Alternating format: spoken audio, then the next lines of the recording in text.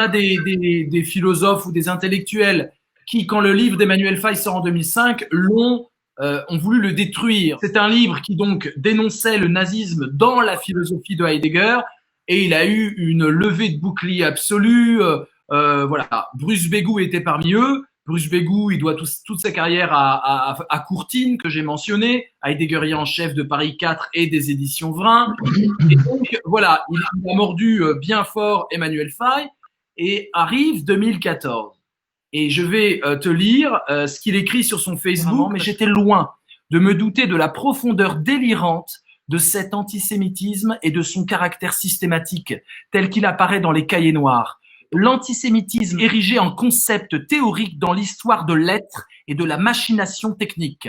Il devient un élément central de l'ontologie. Il convient dès lors de relire l'œuvre entière à travers ce nouveau prisme de la métaphysique acosmique, du calcul, le calcul c'est la machination, tout ça, hein, c'est bien sûr les juifs, qui reviendrait à accorder un rôle historique à la juiverie mondiale, citation, j'ai presque honte d'écrire cette formule qui vient de Heidegger. Je passe sur les détails tant les arguments risibles et criminels ressortissent aux purs préjugés qui font honte à tout penseur véritable. J'avoue que je suis sous le choc et me demande sérieusement si je peux continuer à le lire et l'enseigner comme je le fais depuis 20 ans. D'ailleurs, moi, ce qui me fait marrer, c'est qu'en fait, on a vu pas mal de gens faire voilà, pleurnicher un peu en 2014, 2015, dire oh là là, quand même, on n'aurait pas cru que ça allait si loin et blablabla. Mais moi, c'est quand même dingue parce que Emmanuel Faye dirait la même chose. Plein de textes étaient déjà publiés. Et je vous cache pas que moi-même, à cette époque-là, moi, j'étais encore étudiant et tout, j'avais pas les idées très claires. J'avais lu Emmanuel Faye, mais j'étais pas tout à fait convaincu encore à l'époque parce que j'avais des profs heideggeriens qui m'avaient quand même bien entouré, de façon à bien me pousser à imaginer qu'avec Emmanuel Faye, en fait, il pouvait dire n'importe quoi, affabuler et tout. Et j'ai mis du temps moi-même, en fait, à me rendre compte qu'Emmanuel Faye avait raison. Je vais être honnête, moi, il a fallu que les cahiers noirs sortent aussi à un moment donné pour que je me dise voilà, que là, c'était clair.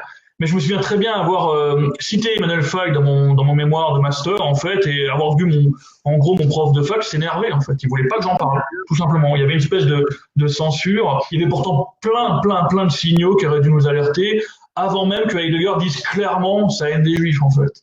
Il a fallu attendre le coming out de Heidegger dans les cahiers noirs pour que certains, dont moi, je vais être honnête, ouvrent les yeux. Il y en a beaucoup qui ont fait les marioles à ce moment-là, de faire oh là là, quand même c'est abusé. Puis en fait, ils attendaient juste que ça passe. Et en fait, maintenant, ils vont reprendre tranquillement leur conférence, comme si de rien n'était, sur les concepts heideggeriens, en foutant de côté tout ce qui est un peu brun, voire même en essayant de le sublimer. Et donc, en fait, moi, je suis assez persuadé que ces gens-là jouent sur le long terme. Ils attendent que l'orage passe. Ils attendent que ça, voilà, qu'on se dise bon, il est nazi, mais c'est pas si grave, il est quand même intéressant. Et c'est pas grave. En gros, c'est ça leur raisonnement, en fait. Donc voilà, Bruce Begou, il faudra lui demander. Ce serait intéressant de voir où il en est aujourd'hui par rapport à ça. Parce qu'il y a des effets de mode en philosophie.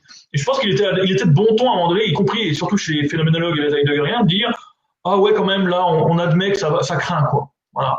Sauf que moi, je pense que c'était une espèce de repli stratégique pour mieux, en fait, heideggerianiser et pontifier autour de Heidegger, postmoderniser à tour de bras, quoi. Mais bon, après, c'est mon avis, hein.